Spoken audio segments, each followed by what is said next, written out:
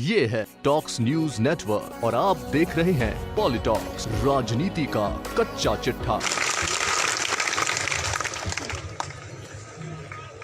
मैं जी ने आशीर्वचन के संग से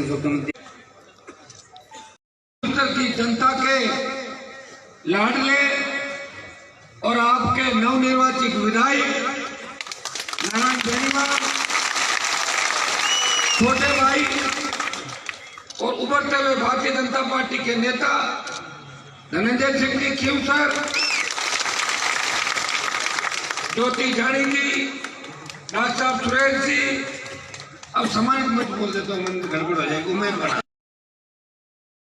चाहता है, एमएलए मंत्री बनना चाहता है, मंत्री कैबिनेट का बनना चाहता है, मुख्यमंत्री बनना चाहता है, लेकिन हनुमान बेनीवाल ने ये जसनाथ जी महाराज के यहाँ पे खड़ा हूं मैं, पावन इस धर्म स्थली पे, इस तपोभूमि में हनुमान बेनीवाल को बहुत प्रयास किया सरकारों ने अपनी ओर मोड़ने के, बड़े बड़े प्रलोभन दिए।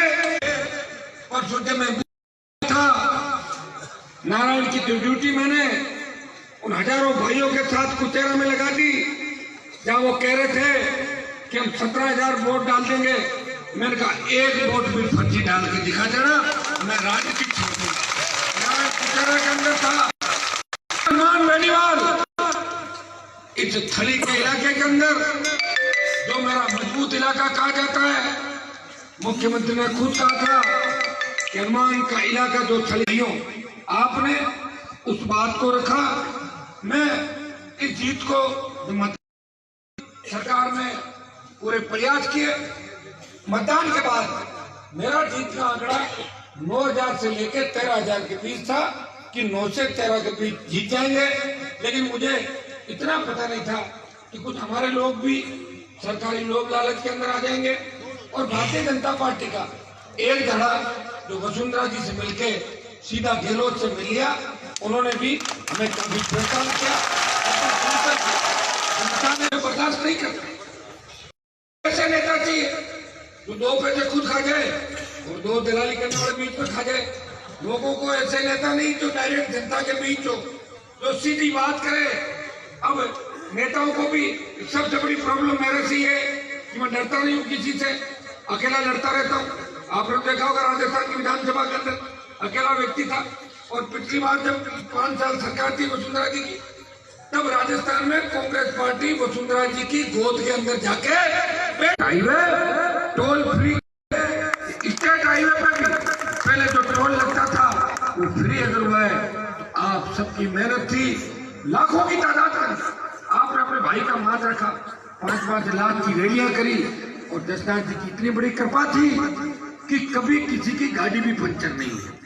आज जब हम लेके आ रहे थे, आज जब जुलूस रवाना हुआ, राजस्थान का सबसे हॉट चुनाव था गहलोत दिन में 10 बार कहता था हनुमान।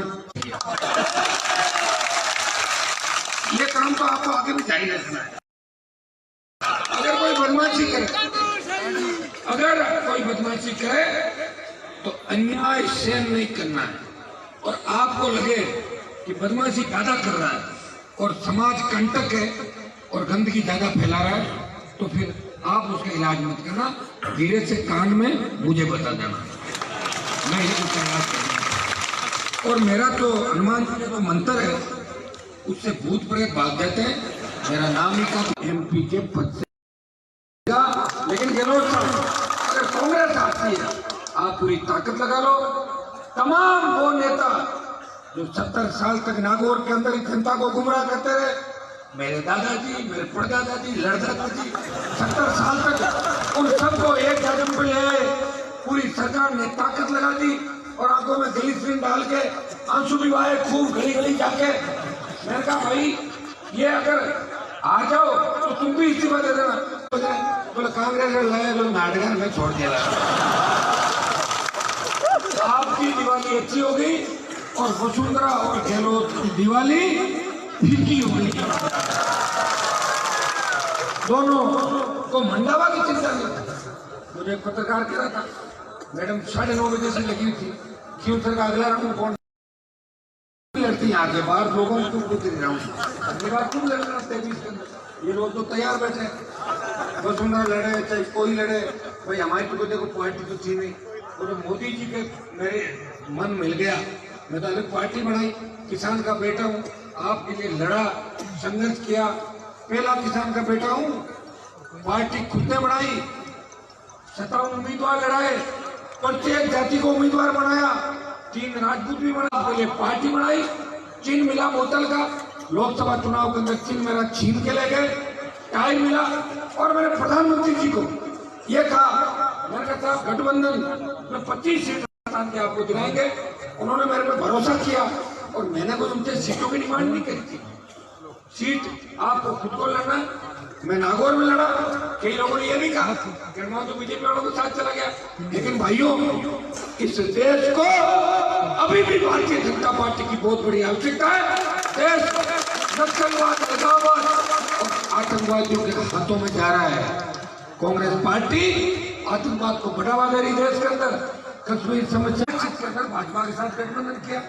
अभी मैंने चला के कहा कि मैं बीजेपी के साथ करूंगा, गठबंधन करूंगा।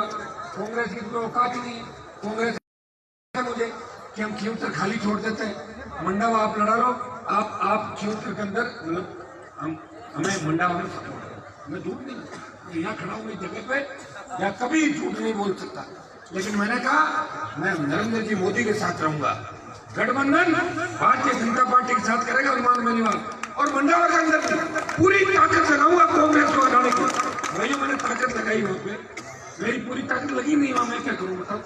मुझे आपने ड्यूटी दी कि आप बताओ कोई 15 साल पहले ऑडियो वायरल कर दो, उसको एडिट करके डाल दो, कभी तो कौन से भाषण डालते थे, कभी कौन से डालते थे, आप ये बताओ। गठबंधन अब हो गया, अब सारी बातें जब हो गई कि हनुमान बीजेपी के साथ खड़ा है, तो उसमें कांग्रेस पार्टी मेरे पे कैसे आरोप लगा सकती है कि हनुमान बेनीवाल बीजेपी के साथ? तो हुई मैं MP बना हूं ना बीजेपी के साथ। अगर बीजेपी वाले मुझे यहाँ वोट लोकसभा में नहीं देते तो फिर मैं जीतता कैसा थे।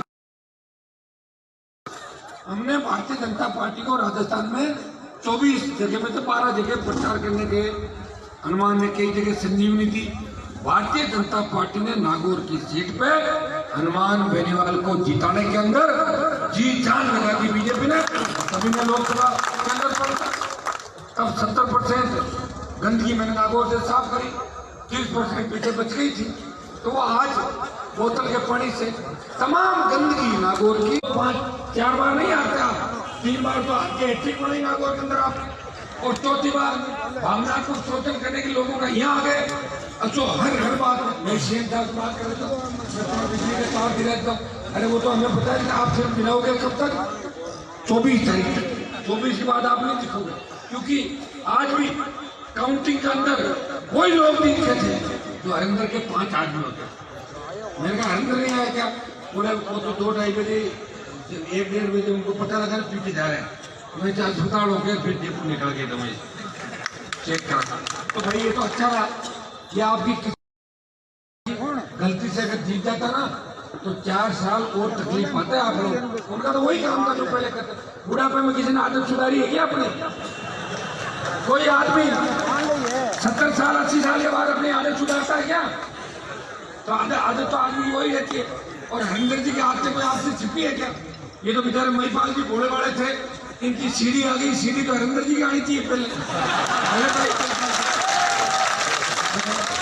तो भाई। और लेकिन मैं टिकटिक नहीं था, मुझे भरोसा था खींवसर की जनता पे, मेरे भाइयों पे, क्योंकि ये जनता मेरे लिए बनी है और मैं आपके लिए बना हूं।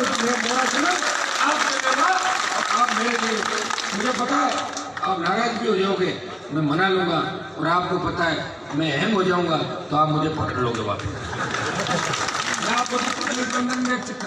और हनुमान बेनीवाल ने पहली बार राजस्थान के अंदर एक बात कही कि जाट राजपूतों का भाईचारा कायम करूंगा। भाइयों मैंने कोशिश की, प्रयास किया, परिणाम नहीं निकला। कई लोग हैं अभी, कई सत्ता के मत के अंदर डूबे हुए लोग हैं जो इस तरह का भाईचारा खत्म करने की बात करेंगे। लेकिन मैं चंदन सिंह जी को कहना चाहता हूँ कि आप लोग अब कमान संभालो, नौजवान सारे लोग अपने अपने समाज के अंदर जो लोग बैठे संगठित करके आने वाले पंचायत के चुनाव है, नगर पालिका के चुनाव है, फिर 23 के चुनाव है, हम सब मिलकर राजस्थान के अंदर लड़ेंगे चुनाव, भाईचारा कायम करेंगे और मजबूती से साथ रहेंगे। मेरी तो एक आदत है, मैं किसी के साथ अगर हो जाता हूँ, मैंने मेरे जीवन के अंदर धोखा नहीं किया, इसलिए भगवान मेरी मदद करता है। और मैं तमाम मेरे भाइयों से एक अपील करता हूँ कि सभी के तक आधे पर्दे हो सकता कांग्रेस में चले जाए, नोट की चिंता छोड़ो और जाटों की चिंता छोड़ो। तो बोले सब आगे, मैंने कहा कौन आ गए? बोले हरीश आ गया, फलाना आ गया, ढिमका आ गया। मैंने कहा आप तुम सबको छोड़ो, आप मुझे एक बार प्रचार करने दो। आप तो खरनाल तेजाजी महाराज के आके एक जयकारा कर जाना और मैं 3 रैली करूंगा और 3 रैली के अंदर ये किसान के बेटे जिस तरह हेलीकॉप्टर उड़ेगा उसी तरह उड़ेंगे। अशोक गहलोत के बेटे का इलाज किया और 92-93% जाटों ने और 70% विश्नोई समाज ने वोट देके गजेंद्र सिंह शेखावत को देश की लोकसभा के अंदर भेजा और अशोक गहलोत का जादूगरी का खिताब छीन के उसे सपेरा बना दिया। और सपेरे की नागिन कौन है ये मैं अगली मीटिंग में बताऊंगा। आज नागिन ने नाम बदल के पूतना रख दिया मैंने सभा के अंदर। आपकी मजबूती के लिए पूरे प्रयास करेंगे। मैं चाहता हूँ बढ़े, ये हमारी लड़ाई का परिणाम था कि जो मूंग 4,000 बिकता था वो 7,000 बिका और बाजरा भी 2,000 क्रॉस कर गया। बाजरा 2,000 क्रॉस कर गया ना। एक मैं आपको भरोसा दिला प्रधानमंत्री से व्यक्तिगत रूप से दोबारा मिलूंगा। एक बार मिला था, मैंने कहा धारा 370-35 से हटा के आपने विश्व को संदेश दे दिया कि भारत अब डरने वाला नहीं है। तो ये खून की होली की बात करेंगे कि खून की होली खेलेंगे, प्रत्येक खेत को सिंचाई का पानी मिले और एक बार किसानों का संपूर्ण कर्जा माफ हो देते और नौजवानों को रोजगार दे। तो हनुमान जी बात तो आपकी बहुत अच्छी है, बहुत करना पड़ेगा। मैंने कहा साहब आप ही कर सकते हो, क्योंकि जो व्यक्ति धारा 370 तोड़ सकता है वो किसान का भी भला कर सकता है। कांग्रेस ने किसानों को भला नहीं किया। अगर कांग्रेस भला करती तो राहुल गांधी जैसे पैदा थोड़ी होते लास्ट के अंदर। बताओ कैसे पैदा हुए? इनको लोग पप्पू के नाम से कहते। ये बड़े बड़ों को ज्यादातर पप्पू ही होते हैं। हमारे वसुंधरा के भी पप्पू ही है।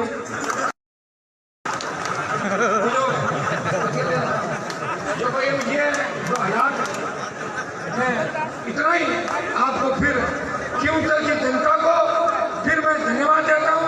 और जैसा कि सुरनाथ जी महाराज, ये है टॉक्स न्यूज नेटवर्क और आप देख रहे हैं पॉलिटॉक्स, राजनीति का कच्चा चिट्ठा।